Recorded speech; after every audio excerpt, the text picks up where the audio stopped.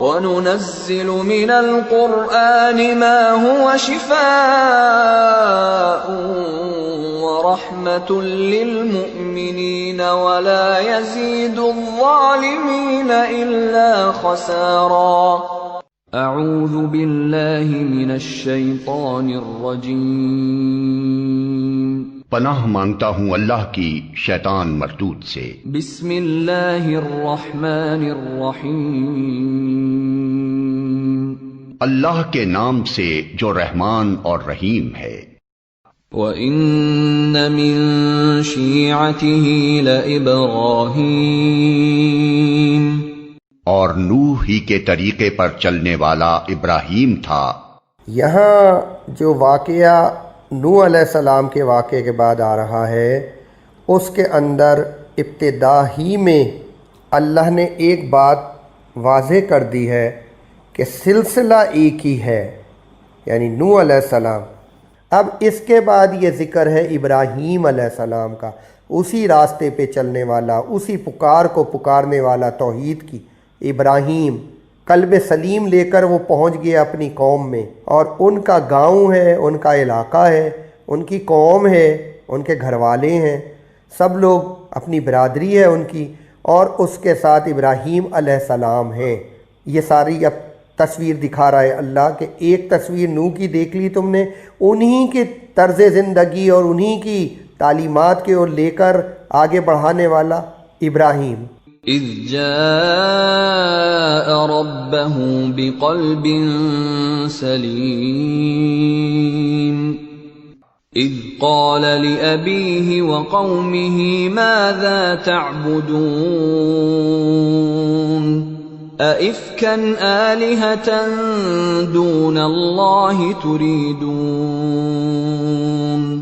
جب وہ اپنے رب کے حضور قلب سلیم لے کر آیا، جب اس نے اپنے باپ اور اپنی قوم سے کہا، یہ کیا چیزیں ہیں جن کی تم عبادت کر رہے ہو؟ کیا اللہ کو چھوڑ کر جھوٹ گھڑے ہوئے معبود چاہتے ہو؟ یہ بہت اہم مسئلہ ہے، قلب سلیم، یعنی وہ کہا گیا ہے جنت کا دروازہ کھلے گا اس کے لیے جو قلب سلیم لے کر آئے گا۔ یہاں ابراہیم علیہ السلام کے لیے کہا جا رہا ہے کہ ابراہیم علیہ السلام جو ہیں وہ قلب سلیم لے کر آئے، اور انہوں نے پہچاننا چاہا اور اپنے جو غلط کار معاملات تھے اپنی قوم کے، ان سے ہٹے کس وجہ سے کہ قلب سلیم اللہ نے ان کو دیا تھا، اور اس کے تحت اور وہاں پھر وہ قلب سلیم کے اثرات کیا نکلے؟ وہ یہ نکلے کہ انہوں نے انکار کیا بتوں کو پوجنے سے، اور انہوں نے اپنے والدین کو اور اپنی قوم کے لوگوں کو کہا کہ یہ تم کیا کرتے ہو، یہ کن کو پوجتے ہو؟ جن کو خود بناتے ہو ہاتھوں سے انہی کو پوجتے ہو، اور جو بول نہیں سکتے، سن نہیں سکتے، اپنا مدعا بیان نہیں کر سکتے، اتنے محتاج ہیں، ان کو پوجتے ہو تم لوگ، ان کی عبادت کرتے ہو۔ یعنی کیسی عجیب بات ہے کہ جو سن نہیں سکتا اسے سنایا جا رہا ہے، جو گونگا بہرا ہے اس سے باتیں کی جا رہی ہیں۔ اگر یہی عقل سمجھ ہے، جاہل کی عقل سمجھ تو ہو سکتی ہے چاہے وہ پوری قوم ہی کیوں نہ ہو، لیکن ایک ایسے عقل سلیم والے کی، قلب سلیم والے کی جو سمجھ ہے وہ تو نہیں مانتی ان باتوں کو بالکل بھی۔ اور ابراہیم علیہ السلام کا معاملہ اسی طرح کا رہا کہ وہ جب اپنی قوم میں گئے اور انہوں نے یہ ساری باتیں کی، ان کو سمجھانے کی کوشش کی کہ نہیں ایسا نہیں ہے، یہ غلط ہے، یہ جو کچھ بھی ہو رہا ہے، تو اس کی بنیاد تھی ان کا قلب سلیم۔ اللہ ہمیں بھی دے، ہماری اولادوں کو بھی دے کہ ہم حق اور باطل کو پہچان سکیں، حق کو حق جانیں اور اس کے ساتھ چمٹ جائیں، اور باطل کو باطل جانیں اور اس کے مقابلے پہ کھڑے ہو جائیں لڑنے کے لیے۔ تو یہ سارے معاملات ابراہیم علیہ السلام نے کیے، اپنی قوم میں رہ کر ان سے مقابلہ کیا، حق کو ببانگ دہل بیان کیا جو آج ہم نہیں کر سکتے۔ 3 درجے جو ایمان کے ہیں کہ ہاتھ سے روکو جب برائی دیکھو تو اس کو، اور ورنہ زبان سے روکو اگر ہاتھ سے نہ روک سکو، اور اگر زبان سے بھی نہ روک سکو تو پھر دل میں برا جانو، اور یہ ایمان کا آخری درجہ ہے۔ اور اگر دل سے بھی برا نہ جانو، جس درجے پہ آج ہم ہیں کہ ہر حرام حلال ہو گیا ہے، ہر باطل حق ہو گیا ہے ہماری زندگیوں میں، تو پھر رسول اللہ فرماتے ہیں رائی کے دانے کے برابر بھی ایمان باقی نہیں رہتا. گو کہ تم نماز پڑھتے ہو، روزے رکھتے ہو، زکوٰۃ دیتے ہو، حج کرتے ہو، لیکن ایمان ختم ہو جاتا ہے. اگر یہ دل میں جو برائی ہے اس کو دل سے برا نہ جانا جائے اور دل میں وہ احساس نہ ہو کہ اے میرے رب مجھ کو وہ قوت طاقت دے دے کہ میں اس کو مٹا کے رکھ دوں، یہ جو کچھ بھی طاغوت ہے، جو کچھ بھی ظلم ہے، تیرے دین کے خلاف جو کچھ بھی ہے، اس سب کو میں مٹا کے رکھ دوں. اگر یہ نہیں ہے تو رائی کے دانے کے برابر بھی ایمان نہیں ہے. وہاں ابراہیم علیہ السلام کا معاملہ یہ تھا کہ انہوں نے جب دیکھا بتوں کا معاملہ اور پوجا ہو رہی ہے اور یہ تو انہوں نے کہا کہ نہیں، یہ غلط ہے بالکل. اور ہمارے یہاں تو بڑا احترام ہے، یہ میرے والد ہیں تو یہ میری والدہ ہیں تو فلاں ہیں. نہیں، انہوں نے یہ ساری باتیں اللہ کے مقابلے میں، دین کے مقابلے پہ ان سب کو ایک طرف کیا اور جو حق تھا انہوں نے ببانگ دہل بیان کیا. یہی ان کی خاص خصوصیت تھی اور اس کی جو جڑ اور بنیاد تھی وہ ان کے دل میں جو سلامتی والا دل تھا، ان کا قلب سلیم، یہ اس کی وجہ سے ان کے اندر سوچ پیدا ہوئی اور انہوں نے یہ سارے معاملات کیے. اذ قال لأبيه وقومه ماذا تعبدون أئفكا آلهة دون الله تريدون فما ظنكم برب العالمين. جب اس نے اپنے باپ اور اپنی قوم سے کہا یہ کیا چیزیں ہیں جن کی تم عبادت کر رہے ہو؟ کیا اللہ کو چھوڑ کر جھوٹ گھڑے ہوئے معبود چاہتے ہو؟ آخر اللہ رب العالمین کے بارے میں تمہارا کیا گمان ہے؟ رب العالمین کے بارے میں تمہارا کیا گمان ہے؟ وہاں تصور ہی نہیں تھا رب العالمین کا کہ کوئی عالم کا رب ہے، کوئی عالم ہے، کوئی عالم کا رب ہے. مینڈک جو ہوتا ہے کنویں کا، اسے مینڈک کو کنویں کے باہر کا کچھ نہیں پتہ ہوتا. اس کی فطرت، اس کی ذہنیت محدود ہوتی ہے. وہ ایک محدود ذہنیت کا حامل ہوتا ہے، چاہے پوری قوم ہو، چاہے پوری دنیا ہی کیوں نہ ہو جائے کنویں کی مینڈک، لیکن محدودیت ہے. یہ رب عالمین، پورے عالم اور پورے عالموں کا رب، یہ تصور تو ابراہیم علیہ السلام کے پاس تھا، ان کے پاس تھا ہی نہیں قوم کے لوگوں کے. تو ظاہر ہے کہ وہ کہاں سے کرتے. جیسے آج ہم ہیں، ہم اگر اپنے پاکستان کو دیکھ لیں آج جیسا ہمارا حال ہے، ہمیں پتہ ہی نہیں ہے ارد گرد کا کیا ہو رہا ہے، کچھ بھی نہیں پتہ. صرف جو چیز دکھائی جاتی ہے، جو چیز پروپیگنڈے میں لائی جاتی ہے، وہی ہمارا ہے سب کچھ. جس کے اندر میڈیا ہے، انٹرنیٹ ہے اور ساری وہ چیزیں ہیں جو دجال کا فتنہ ہے، اور جو چاہے وہ دکھائے اور جو چاہے وہ سنوائے اور اس کے پیچھے ہم نے چلنا ہی چلنا ہے. سب کچھ ہماری زندگی کا اوڑھنا بچھونا بس وہی ہے. کیوں؟ کیونکہ ہم رب اور عالم ان سے ناواقف ہیں کہ اصل چیز ہے عالم اور اس کو بنانے والا رب. لیکن ہماری کیونکہ محدودیت ہے ہمارے اندر، سوچوں میں ہماری وسعت نظری نہیں ہے ہمارے اندر، اور ہم نے قرآن کو تھاما نہیں کہ وسعت نظری پیدا ہو، اور اس طریقے سے ہم نے یہ سارے معاملات رکھے ہیں. تو نتیجہ اس کا یہ ہوا کہ ہم کنویں کے مینڈک ہیں، ہمیں عالموں کا پتہ ہی نہیں ہے. ابراہیم علیہ السلام یہی کہہ رہے ہیں کہ تمہارا کیا گمان ہے رب عالمین، پورے عالم کا جو رب ہے اس کے بارے میں، اور یہ تم کیا جھوٹے جو بنائے ہوئے بت ہیں ان کو پوج رہے ہو. جیسے آج ہم اپنے دل کے بتوں کو پوجتے ہیں، ہر وقت 24 گھنٹے رات میں خواب بھی دیکھتے ہیں، تو دل کے اندر جو بت رکھے ہوئے ہیں، خواہشوں کے بت، نفسانی خواہشیں، اس کو پوجنے والے. تو یہ کیا ہے کہ ہمیں پتہ ہی کچھ نہیں ہے دنیا کا، عالموں کا، رب عالمین کے بارے میں ہمیں بالکل واقفیت ہی نہیں ہے، ہماری کوئی سوچ نہیں ہے، ہماری کوئی منزل نہیں ہے. ابراہیم علیہ السلام نے یہاں یہی کہا کہ تمہارا کیا گمان ہے، اس طرف ذہن نہیں جاتا تمہارا. تو وہ جانتے ہی نہیں تھے. اگر جانتے ہوتے تو یہ جیسے ہم اپنی خواہش نفس کو پوجتے ہیں اور اس کے پیچھے چلتے ہیں سارا دن ساری رات، اگر ہمیں پتہ ہوتا کہ اس سے بھی بہتر کوئی چیز ہے اور اس کے علاوہ کوئی اور حقیقت ہے عالم کی، اور رب اس کا عالموں کا ایک رب ہے، اس کی کوئی حقیقت ہے، تو پھر ہم اس طرف جاتے. لیکن ہمیں پتہ ہی نہیں ہے بالکل بھی، تو ہم نے گمان بھی نہیں کیا. وہ کہہ رہے ہیں ابراہیم علیہ السلام تمہارا کیا گمان ہے، اور تم اس کے مقابلے پہ ایک بت بنایا تم نے اپنے ہاتھوں سے، جھوٹ گھڑا، اور پھر اس کے سامنے بیٹھ کر تم نے اپنی سارے معاملات اس کے سپرد کر دیے. یہ تم کیا کرتے ہو؟ یہ بہت اہم مسئلہ ہے. ہمارے آج کی امت مسلمہ کا حال یہی ہے. ہر معاملے کے اندر ہم اسی طریقے سے یہی کچھ کر رہے ہیں، بالکل اسی طرح کی زندگی گزار رہے ہیں.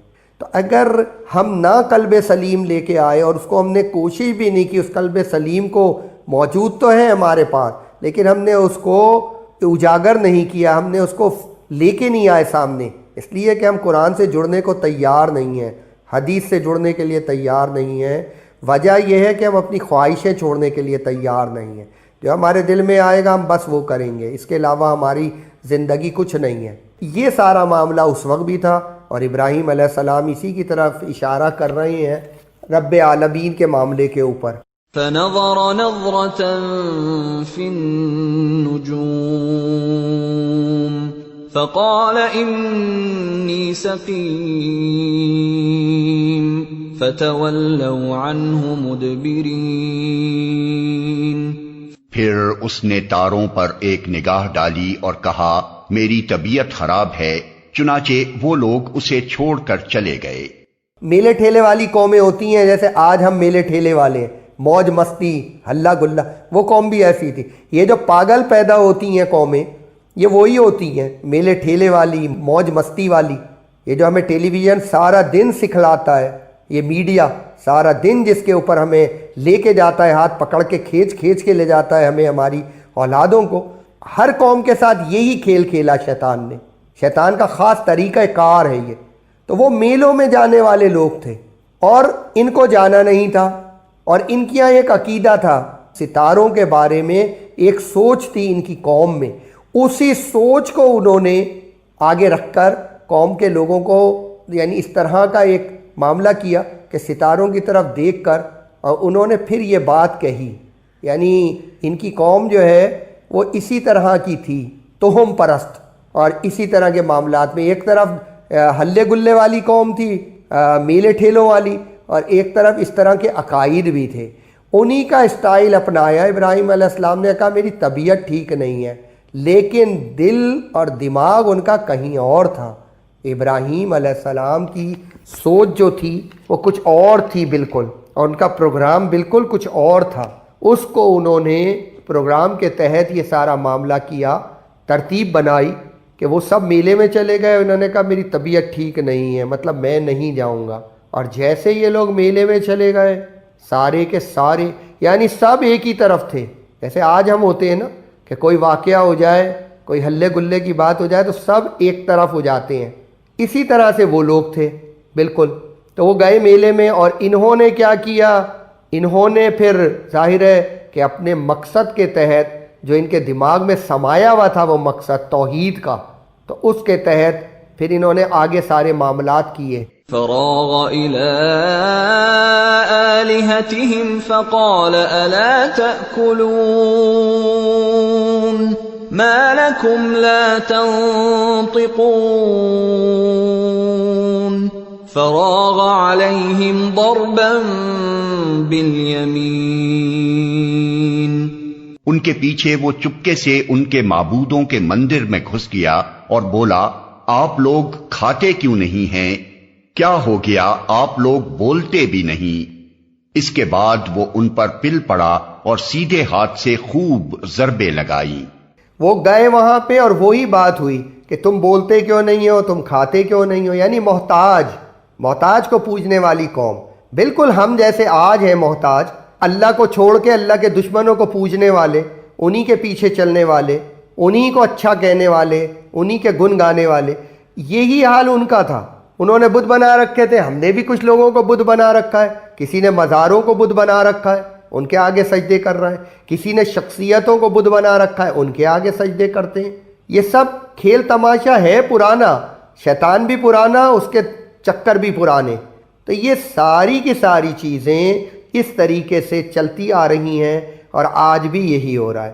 اب وہ چلے گئے بتوں میں اور ان سے کچھ باتیں کی، اور پھر اس کے بعد وہ کلہاڑا جو تھا انہوں نے وہ اٹھایا اور سیدھے ہاتھ سے ضربیں لگائیں.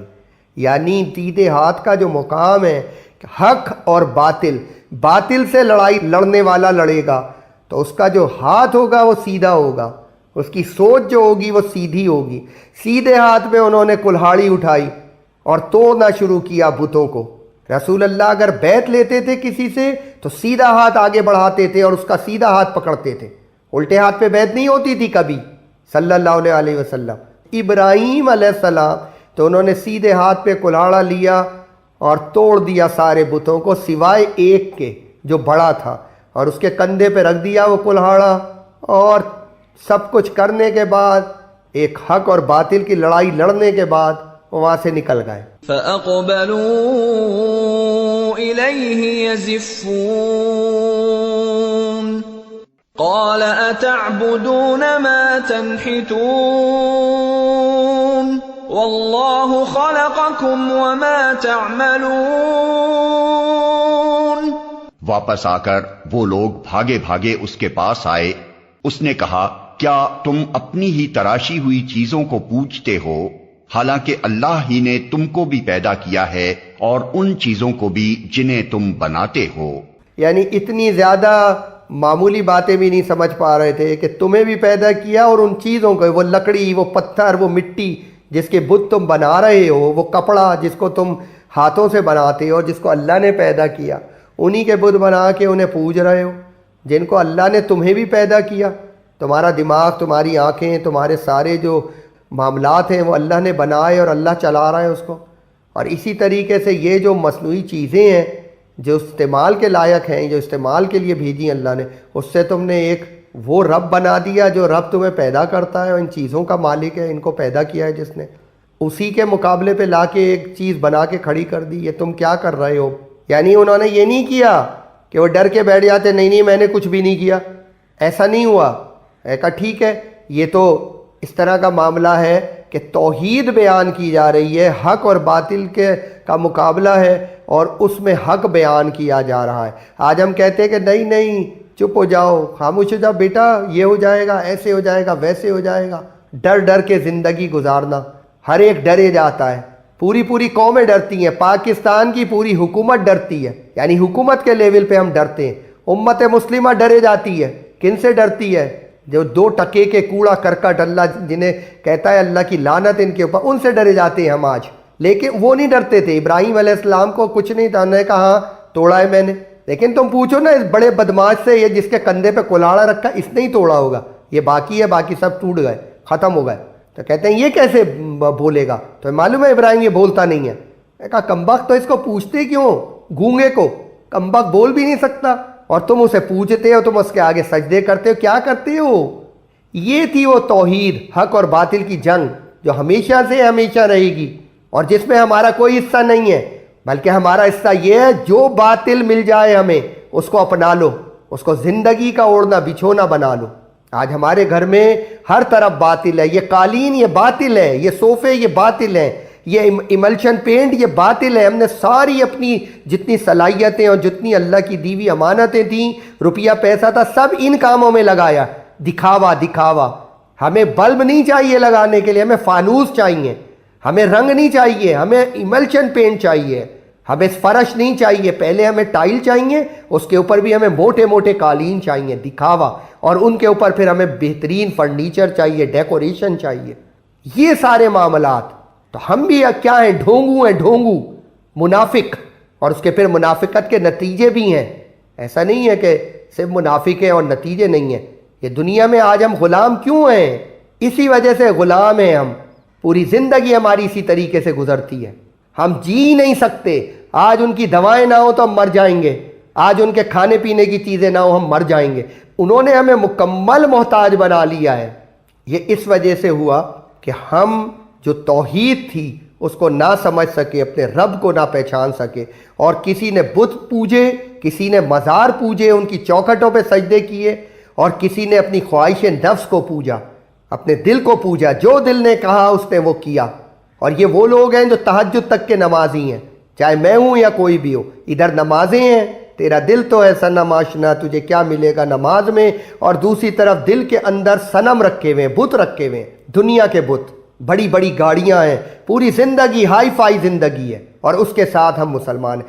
ابراہیم علیہ السلام بالکل نچلے درجے کے تھا ہی نہیں ان کے پاس کچھ کہ کوئی انہیں بلیک میل کر سکتا، اور اس کے بعد ان کے پاس صرف قلب سلیم تھا، اور اس کے ساتھ انہوں نے سمجھ لی تھی ساری باتیں، اور انہوں نے ہمت کی، اللہ نے انہیں قوت طاقت دی اصحاب کہف کی طرح، اور وہ گھس گئے جا کے انہوں نے سارے بت توڑ دیے، اور اس کے ساتھ پھر ان سے سوال جواب کیے کہ تم خود دیکھ لو، اگر تم نہیں سمجھ پا رہے تو سمجھو اس بات کو جو میں تم سے کہہ رہا ہوں۔ اور اس میں ان کی پوری قوم تھی جس میں ان کے ماں باپ بھی شامل تھے۔ ہمارے لیے تو یہ میرا برادری کا ہے، یہ میرا اپنا خاندان کا ہے، یہ میرا گرائی ہے، یہ میرا فلاں ہے، یہ میرا فلاں ہے، ہمارے یہاں تو یہ ہوتا ہے۔ تو اب اگر یہی سارا کچھ اسلام ہے اور یہی توحید ہے تو ایک علیحدہ بات ہے، لیکن بہرحال یہ توحید نہیں ہے، یہ کنویں کا مینڈک ہے، ڈھونگ ہے، ڈھونگ، اس سے کے سوا کچھ بھی نہیں ہے۔ قالوا ابنوا له بنيانا فألقوه في الجحيم فأرادوا به كيدا فجعلناهم الأسفلين۔ انہوں نے آپس میں کہا اس کے لیے ایک الاؤ تیار کرو اور اسے دہکتی ہوئی آگ کے ڈھیر میں پھینک دو۔ انہوں نے اس کے خلاف ایک کارروائی کرنا چاہی تھی مگر ہم نے انہی کو نیچا دکھا دیا۔ کیا ہوتا ہے طاغوت کے پاس، باطل کے پاس کیا ہوتا ہے؟ بس باطل کے پاس قوت طاقت ہوتی ہے، جیسے آج ان کے پاس جہاز ہے، میزائل ہے، ہمیں دھمکیاں دیتے رہتے ہیں، یوں میزائل مار دیں گے، یوں کر دیں گے، یوں کر دیں گے، ڈراتے رہتے ہیں اور کرتے بھی ہیں۔ انہوں نے پورے عراق کو جلا کے راکھ کر دیا، پورے شام کا بیڑا غرق کر دیا، اور اس کے بعد انہوں نے پورے افغانستان کو تباہ اور برباد کر دیا، اور آج بھی دھمکیاں مل رہی ہیں، روزانہ کے حساب سے دھمکیاں دیتے ہیں۔ لیکن اسی درمیان میں ایسا بھی ہوا کہ انہوں نے افغانستان کے مجاہدوں کے اوپر مارا مدر بم، یعنی دنیا کا سب سے بڑا بم، اور اللہ نے اسے راستے میں ہی ختم کر دیا، بم کو وہیں پھس ہو گیا، وہ رہا ہی کچھ نہیں، وہ صرف ایک بارود کے ڈھیر کے بجائے وہ بس صرف ڈھیر رہ گیا، باقی سب کچھ ختم کر دیا اللہ نے وہیں فضائی کے اندر۔ تو ایسا بھی ہوا۔ تو دیکھیں یہ جب تک یہ سارے معاملات کو ہم قرآن کے اوپر رکھ کے نہیں لے کے جائیں گے، اور آج ہم اپنے حالات کو قرآن کے مطابق نہیں ڈھالیں گے، تو اسی طرح کے معاملات جیسے ہو رہے ہیں یہی ہوتے رہیں گے۔ ان کے پاس کل بھی یہی تھا، اللہ تیار کرو آگ کا معاملہ کہ آگ سے جلا دو، ابراہیم کو آگ میں ڈال دو، آگ سے جلا دو۔ کر کچھ نہیں سکتے، سامنے کھڑا ہوا ہے، ختم کر دو اگر طاقت ہے تو، نہیں، آگ میں جلائیں گے۔ جیسے آج پورے افغانستان کو آگ میں جلایا، پورے عراق کو آگ لگائی، لیکن عراق اپنی جگہ موجود ہے، افغانستان اپنی جگہ موجود ہے۔ روس ختم ہو گیا، ٹکڑے ٹکڑے ہو گیا، اور اب امریکہ کا حال خراب ہے، نکلنا چاہتا ہے نکل نہیں سکتا، ایسا پھنس گیا ہے افغانستان میں جا کے۔ یہ آگ کا کھیل آج کا نہیں ہے، یہ کل بھی کھیل موجود تھا۔ ان کے باپ دادا کل بھی یہی کام کرتے تھے بدماشوں کے جو آج کر رہے ہیں، آج ان کی اولادیں ہیں جو کر رہی ہیں، نئے اسٹائل سے میزائل بنا کے آگ برسا رہے ہیں۔ انہوں نے آگ دہکائی اور اس کے اندر ڈال دیا۔ اللہ کہہ رہے ہیں انہوں نے چال چلی میرے حق کو نیچا دکھانے کے لیے، اور پھر میں موجود تھا، میں نے اپنا جو کرنے کا کام تھا وہ کیا، اور نتیجہ یہ ہوا کہ ابراہیم علیہ السلام کا کچھ بھی نہ بگاڑ سکے۔ وہ آگ میں ڈالا ضرور لیکن کچھ بھی نہ ہوا، بالکل بھی کچھ نہیں ہوا، اس لیے کہ حق جو ہے اس کے ساتھ اللہ کی قوت طاقت ہوتی ہے، اللہ کی محبت، اللہ کا پیار ہوتا ہے۔ جو خلوص کے ساتھ، یقین محکم کے ساتھ، ایمان و استقامت کے ساتھ، حق کے ساتھ چمٹے ہوئے ہوتے ہیں، قربانیاں دینے کے لیے تیار ہوتے ہیں، اللہ ان کے ساتھ ہوتا ہے۔ اللہ کی قوت، کبریائی سب اس کے ساتھ ہوتی ہے، اللہ کے جنود لشکر اس کے ساتھ ہوتے ہیں، اور ان کو جب چاہتا ہے اللہ وہ بچا لیتا ہے۔ جیسے آج مدر بم گرایا گیا اور کچھ بھی نہیں ہوا، کچھ بھی نہیں ہوا۔ تو یہ ساری چیزیں ہوتی ہیں ایمان کے ساتھ، یقین کے ساتھ، استقامت کے ساتھ۔ جو لوگ زندگی گزارتے ہیں، اللہ کے راستے کے محسن بنتے ہیں، مومن بنتے ہیں، ان کو پھر اللہ بچا لیتا ہے، جیسے ابراہیم علیہ السلام کو بچا لیا۔ وقال انی ذاہب الی ربی سیہدین۔ ابراہیم نے کہا میں اپنے رب کی طرف جاتا ہوں، وہی میری رہنمائی کرے گا۔ میں اپنے رب کی طرف جاتا ہوں۔ وہاں سے آگ سے بچ گئے، لیکن ابھی بھی سارا معاملہ جو ہے وہ تکبر نہیں ہے کہ مجھے تو اللہ نے بچا لیا، بڑے سینہ چوڑا ہو گیا اور بڑے یہ نہیں ہے، بلکہ میں اپنے رب کی طرف جاتا ہوں، یعنی میرا اوڑھنا بچھونا رب، اسی کی اطاعت، اسی کو تلاش کروں گا، اسی کے ساتھ جیوں گا، اسی کے ساتھ مروں گا، کچھ بھی ہو جائے گا اسی کے لیے جینا ہے اور مرنا ہے۔ ان صلاتی و نسکی و محیایا و مماتی للہ رب العالمین، سب کچھ اللہ کو دینا ہے، اسی کی طرف میں جا رہا ہوں۔ ہمیں تو یقین ہی کچھ نہیں ہے نا کہ اللہ ہماری رہنمائی کرے گا، اللہ ہمارا ساتھ دے گا، ہمیں کسی بات کا یقین نہیں ہے، کیونکہ ہم کھوکھلے ہیں اندر سے۔ وہ کھوکھلے نہیں تھے، ان کے پاس قلب سلیم تھا، بھرا ہوا تھا ان کا دل رب کی ربوبیت سے، اس کے نور سے، اللہ نور السماوات والارض۔ اس لیے کیا ہوا کہ انہیں ہر بات میں یہ تھا میرا رب میرا ہاتھ پکڑے گا، میری رہنمائی کرے گا، بے پرواہ تھے۔ ہم تو پرواہوں کے ساتھ جیتے ہیں، خوف کے ساتھ، غموں کے ساتھ۔ انہیں نہ کوئی غم ہوتا تھا نہ خوف ہوتا تھا، پوری قوم کو چھوڑ دیا، ماں باپ کو چھوڑ دیا، سب کچھ چھوڑ دیا اور ہجرت کر گئے، لیکن ذرہ برابر بھی کوئی کمزوری نہیں آئی، کوئی ندامت نہیں تھی، کوئی غم، کوئی خوف نہ لاحق ہوا ان کو۔ رب هب لي من الصالحين، اے پروردگار مجھے ایک بیٹا عطا کر جو صالحوں میں سے ہو۔ اولاد کا مقصد کیا ہے؟ کسی کو اولاد چاہیے، اس کا مقصد کیا ہے؟ اگر بیٹی اور بیٹوں میں سے بیٹا مانگا جائے تو اس کا مقصد کیا ہے؟ اللہ کے دین کو غالب کرنا، اللہ کے جھنڈے کو بلند اڑانا، اللہ کی کبریائی کو، وربا کا فکبر، اللہ کی کبریائی کو قائم کرنا۔ دماغ میں بس وہی سوار ہے کہ اللہ کو راضی کرنا ہے۔ طریقہ کیا ہے؟ یا اللہ مجھے نسل عطا فرما، ایسی نسل کہ جو تیرے دین کو غالب کرے، تیری کبریائی قائم کرے۔ مقصد یہ ہے زندگی، میری زندگی کا مقصد تیرے دین کی سرفرازی، میں اسی لیے مسلمان، میں اسی لیے نمازی۔ یہ ہے قلب سلیم۔ یہاں بیٹا مانگ لیا، کس کام کے لیے مانگا؟ دیکھ لیں آپ، ان کاموں کے لیے مانگا کہ اللہ کا دین جو ہے اس کو نافذ کرنا ہے، اندھیروں کو مٹانا ہے، روشنی کو لانا ہے، حق اور باطل کی جنگ میں حق کو غالب کرنا ہے۔ فبشرناه بغلام حلیم، اس دعا کے جواب میں ہم نے اس کو ایک حلیم بردبار لڑکے کی بشارت دی۔ ہم نے حلیم بردبار بیٹا دیا۔ ہماری یہاں ہے حلیم بردبار ہماری اولادیں، ایک نمبر کے چھچورے، ایک نمبر کے مطلبی، ایک نمبر کے بے غیرت، اپنے ماں باپ کے بھی نہیں ہیں۔ ہماری اولادیں کیسی ہیں؟ جو مانگا وہی تو ملے گا نا۔ ہم پتہ نہیں کیا مانگتے تھے۔ حضرت مریم کی ماں نے بھی کچھ مانگا تھا، جس کے بدلے میں بیٹا نہ ہوا، بیٹی ہوئی، لیکن وہ بھی مریم۔ ہاں ٹھیک ہے، میں نام رکھتی ہوں اس کا مریم، میرے رب میں اسی کو دوں گی تیرے کام کے لیے، تیرے حوالے کرتی ہوں، اس لڑکی کو حوالے کرتی ہوں میں۔ یہ تھا ان لوگوں کے جذبات۔ ہمارے جذبات کیا ہوتے ہیں؟ لکھو گے، پڑھو گے، بنو گے نواب۔ ہمیں تو نواب بچہ چاہیے۔ ان کو جو چاہیے تھا، اللہ نے کہا کہ ہم نے ایک حلیم، بہت حلم والا، بہت نرم دل، ہم نے بیٹا عطا کیا، توحیدی بیٹا عطا کیا۔ جو مانگا تھا وہ دیا اللہ نے۔ یہی مانگا تھا ابراہیم علیہ السلام نے۔ ہم اگر مانگتے ہیں بیٹے، وہ کائے کے لیے مانگتے ہیں؟ تبت یدا ابی لہب وتب ما اغنی عنہ مالہ وما کسب۔ اس کی کمائی، اس کے بیٹے، اس کا پیسہ، اس کی خوبصورتی، اس کا خاندان، ایک یہ کردار ہے اور ایک یہ کردار ہے۔ اللہ نے ان کو بیٹا دیا۔ کس لیے مانگا بیٹا؟ اس لیے مانگا تھا بیٹا، ہم نے ایسا ہی بیٹا دیا۔ اللہ کا اطاعت گزار، اللہ کے رسول کا اطاعت گزار، شہادت حق دینے والا، طاغوت کے سامنے کھڑے ہونے والا، یہ ہے صالحین میں سے ہو۔ اور پھر اللہ نے ایسے بردبار اور حلیم بیٹے کی انہیں بشارت دی۔ فلما بلغ معه السعي قال يا بني إني أرى في المنام أني أذبحك فانظر ماذا ترى قال يا أبت افعل ما تؤمر ستجدني إن شاء الله من الصابرين۔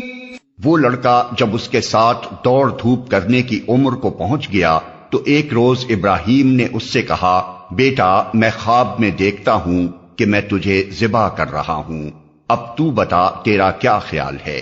اس نے کہا، ابا جان جو کچھ آپ کو حکم دیا جا رہا ہے اسے کر ڈالیے، آپ انشاءاللہ مجھے صابروں میں سے پائیں گے۔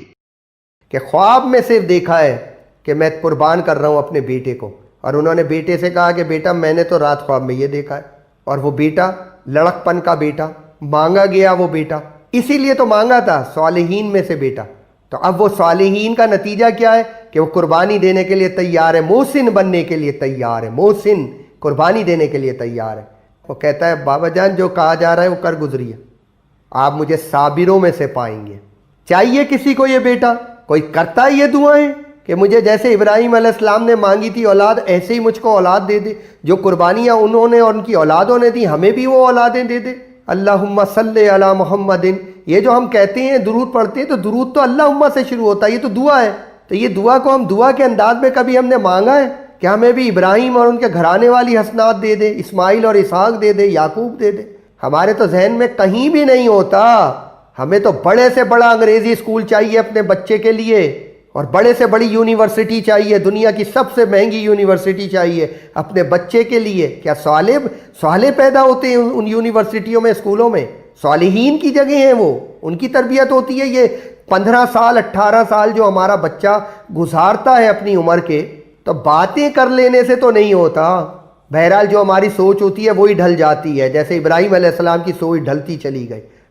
فلما أسلما وتله للجبين، آخر کو جب ان دونوں نے سرے تسلیم خم کر دیا اور ابراہیم نے بیٹے کو ماتھے کے بل گرا دیا، دونوں نے بات طے کر لی، دل میں ان کے بات اتر گئی، اور پھر اس کے بعد قربانی کا مرحلہ آ گیا۔ وہ دونوں تیار ہو کے جگہ پہ پہنچ گئے، اور باپ نے بیٹے کو گرایا ماتھے کے بل۔ قربانی جو کرتے ہیں ہم تو وہ تو گلے پہ چھری پھیرتے ہیں، ماتھے کے بل گرانا کیا مطلب؟ چہرہ زمین پہ چلا گیا اور گردن اوپر آ گئی، یہ کیا واقعہ ہے؟ قرآن کہہ رہا ہے ماتھے کے بل گرا دیا۔ وَنَادَيْنَاهُ أَن يَا إِبْرَاهِيمُ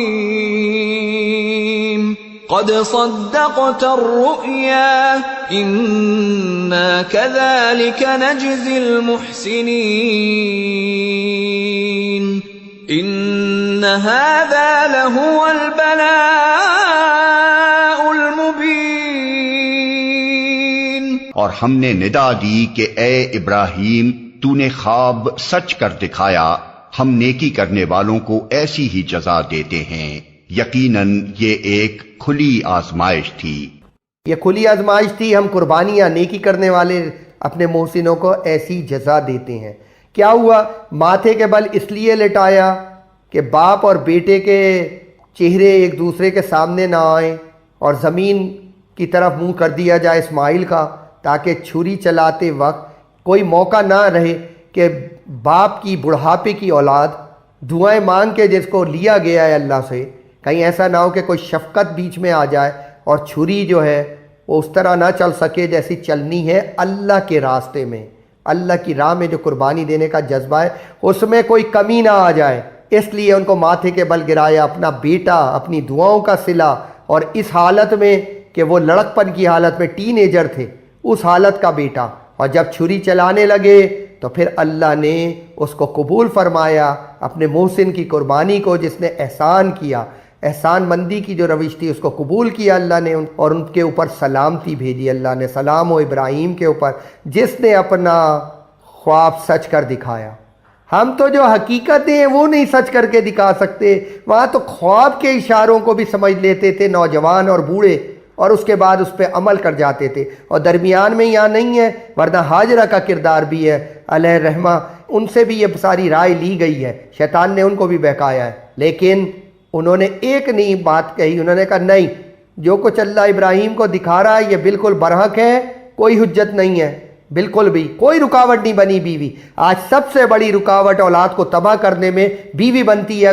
حضرت ہاجرہ نے یہ نہیں کردار ادا کیا بلکہ انہوں نے ساتھ دیا، اسی لیے جو 3 کنکریاں مارتے ہیں ہم شیطان کو، اس میں ایک ہاجرہ کے نام کی ہے جو انہوں نے اٹھا کے پتھر مارا، اس کو کنکری ماری، اور ایک اسماعیل کے نام کی اور ایک ابراہیم کے نام کی ہے۔ تین درجے کے شیطان تھے، 3 طرح سے اس نے بہکایا، ماں کو بہکایا، باپ کو بہکایا، اس لڑکے کو براہ راست بہکایا۔ شیطان نے اپنا کام پورا کیا، اس نے سب کچھ کوشش کی، سب کچھ کیا، لیکن نہ عورت کو بہکا سکا، نہ مرد کو بہکا سکا، نہ بیٹے کو بہکا سکا نہ ماں باپ کو بہکا سکا. یہ ہے وہ محسن، یہ ہے وہ کامیابی، یہ ہے وہ صالح اولاد جو مانگی گئی اور جو دی گئی، اور اس کے بعد دین غالب آیا، اللہ کی کبریائی قائم ہوئی. اسی لڑکے نے مل کر ابراہیم علیہ السلام کے ساتھ وہ ٹیلا جو ہے اس کو ہٹایا، اور اس میں سے خانہ کعبہ جو ہے وہ اس کے آثار جو اس کی بنیادیں تھیں ان کو نکالا گیا، اور اس کے بعد وہ تعمیر کیا گیا کمرہ. ابراہیم علیہ السلام اور اسماعیل نے مل کے اس کو تعمیر کیا وادی غیر ذی زرع میں. یہ بڑا کام پھر اللہ نے ان سے لیا کہ آج حج نہیں ہو سکتا، آج نماز نہیں ہو سکتی، آج سب کچھ ہے، تو ان میاں بیوی اور بیٹے کے بغیر کچھ بھی نہیں ہے. یہ ہے ان کی قربانی انتہائی درجے کی، جنہوں نے اپنے بیٹے کو ماتھے کے بل گرا کے چھری چلائی. اور پھر اللہ نے ایک جانور بھیجا اور جانور کو یہ کہا کہ ایک بڑی قربانی دے کر، یعنی بڑے مقاصد پورے ہوں گے اس قربانی سے، کہ آج دنیا کے ایک ایک حصے میں کروڑوں جانور قربان ہوتے ہیں، چاہے وہ بے شعوری میں ہو گئے ہیں کیونکہ قرآن کو چھوڑ دیا، ابراہیم کو اسماعیل کو ہم نے چھوڑ دیا، تو ہماری قربانی صرف گوشت کھانے تک رہ گئی، صرف دکھاووں تک رہ گئی کہ کتنے لاکھ کا بیل لے کے آئے. جانور کے بجائے ہم اب بیل کاٹنے لگے جس کا گوشت کھا نہیں سکتے، صرف دکھاوا رہ گیا. یہ اس وجہ سے ہوا قرآن کے چھوڑنے کی وجہ سے کہ ہمیں پتہ ہی کچھ نہیں ہے کہ اصل حقیقت کیا تھی، اس قربانی کے پیچھے جذبے کیا تھے، اس بیٹے کے پیچھے کیا جذبے تھے. اور یہ قربانی کائے کی قربانی تھی؟ اللہ کی کبریائی قائم کرنے کی قربانی تھی کہ میرے رب سب کچھ تیرا ہے، تو جو کہے گا ہم کریں گے. اپنے بچوں کے گلے کاٹ دیں گے، اور تو کاٹیں گے بعد میں، ہمیں تو کہے گا ہم خود کاٹ دیں گے اپنے بچوں کے گلے. اتنا ان کے اندر ظرف تھا، شکر گزاری تھی، اللہ کی اطاعت تھی، انہوں نے یہ کر کے دکھایا، اور قیامت تک کے لیے اس قربانی کو باقی رکھا. وَفَدَيْنَاهُ بِذِبْحٍ عَظِيمٍ وَتَرَكْنَا عَلَيْهِ فِي الْآخِرِينَ سَلَامٌ عَلَىٰ إِبْرَاهِيمَ كَذَلِكَ نَجْزِي الْمُحْسِنِينَ إِنَّهُ مِنْ عِبَادِنَا الْمُؤْمِنِينَ. اور ہم نے ایک بڑی قربانی فدیے میں دے کر اس بچے کو چھڑا لیا، اور اس کی تعریف و توصیف ہمیشہ کے لیے بعد کی نسلوں میں چھوڑ دی. سلام ہے ابراہیم پر، ہم نیکی کرنے والوں کو ایسی ہی جزا دیتے ہیں، یقیناً وہ ہمارے مومن بندوں میں سے تھا. ہم اپنے نیکی کرنے والوں، ہم اپنا احسان کرنے والے، قربانیاں دینے والوں کو اس کی تعریف، اس کا نام نسلوں میں باقی رہے گا قیامت تک کے لیے. ہم ایسے ہی جزا دیتے ہیں اپنے بندوں کو. اور بہت بڑا معاملہ ہے یہ، جو کچھ بھی ہے اللہ بھی اس کو بڑا جانتا ہے. ہم بھی اگر اسے بڑا بنا کے دیکھیں، اپنے کنویں میں سے نکلیں اور نکل کے رب العالمین اور رب کو پہچانیں، اور پھر وہ سارے معاملات کو دیکھیں جو ابراہیم علیہ السلام نے سمجھے اور جس کے تحت آگے زندگی لے کر چلے اور ساری زندگی گزاری. اور مردوں نے نہیں، عورتوں نے بھی، نوجوانوں نے بھی، یہ سارے واقعات ہو چکے زمین کے اوپر. اسی لیے اللہ نے رول ماڈل بنایا ایک کردار کو، ایک گھرانے کو اپنے رسول کے لیے صلی اللہ علیہ وسلم کے لیے. اور درود شریف یہی کچھ بتاتا ہے. اگر درود کے معنی آپ دیکھیں تو یہی دعا ہے کہ اے اللہ جو کچھ تو نے ابراہیم اور ابراہیم کے گھرانے کو میں نعمتیں اور رحمتیں اور برکتیں، یہ جو قربانیاں ہیں یہ رکھ دیں اور اس میں کامیابی عطا کی انہیں قربانیوں کے اندر، وہی ساری قربانیاں جو ہیں اب چاہیے ہیں محمد صلی اللہ علیہ وسلم اور ان کے گھرانے کے لیے، وہ عطا فرما دے وہ برکتیں اور رحمتیں. اگر ہم بھی اسی طریقے سے سوچ بنائیں، ہم بھی اسی طرح دعائیں مانگیں، تو انشاءاللہ العزیز اللہ ہم کو بھی دے گا اور ضرور دے گا. بیٹے مانگیں کس کام کے لیے؟ حضرت مریم اگر دنیا میں آ جائیں تو کس کام کے لیے؟ اور سارے معاملات کو ہم سمجھیں، پہچانیں، تو انشاءاللہ تعالی جنت ضرور ملے گی، اور دنیا میں بھی ہم بربادی ہونے سے بچ جائیں گے انشاءاللہ. السلام علیکم ورحمۃ اللہ وبرکاتہ.